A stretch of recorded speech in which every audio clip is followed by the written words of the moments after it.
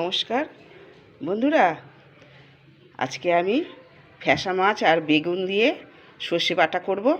এই যে মাছগুলো ভেজে নিয়েছি, ফ্যাসা মাছ।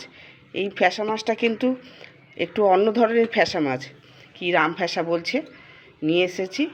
আর এই বেগুনটা লবণ হলুদ দিয়ে ভেজে নিলাম। আর এই তেল ছিল, তেলের মধ্যে আর একটু সর্ষের তেল দিয়ে দিলাম। তেল গরম হয়ে গেছে, তো কালো জিরা ফোড়ন দিলাম, কালো জিরা, কাঁচা লঙ্কা, টমেটো দিলাম,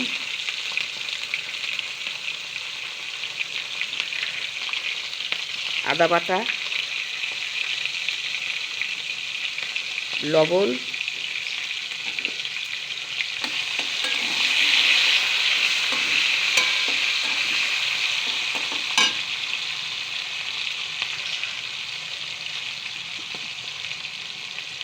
হলুদ,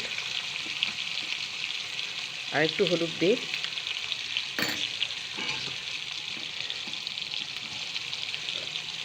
গুঁড়ো লঙ্কা,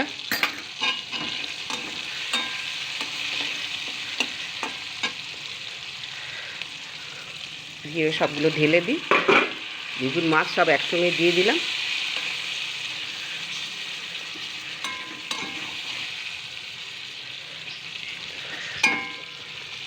এই ফ্যাসাটা বলছে কি বাজারে রাম ফ্যাসা, নাকি খেতে খুবই ভালো লাগে। আগেও আমি একবার এনেছিলাম, ওই ফ্যাসার থেকে এই ফ্যাসাটা আবার টেস্টটা একটু বেশি। তো আমার দুপুরে রান্না করছি বন্ধুরা।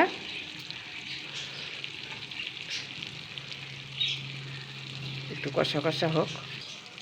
তো তেল ছাড়তে শুরু করেছে।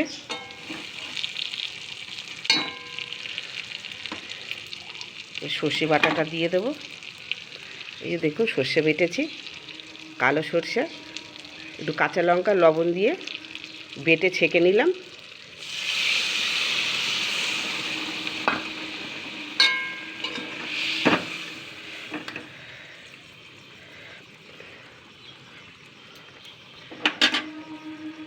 ফুটতে থাকুক, আর কি কি করেছি দেখাই।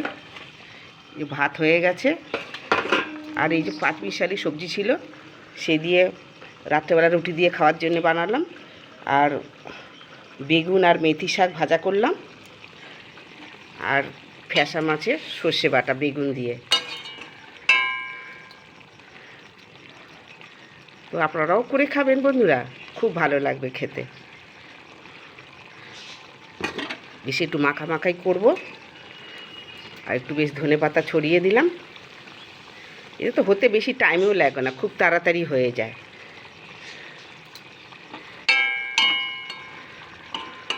তো কেমন হলো বন্ধুরা, জানাতে ভুলবেন না বন্ধুরা।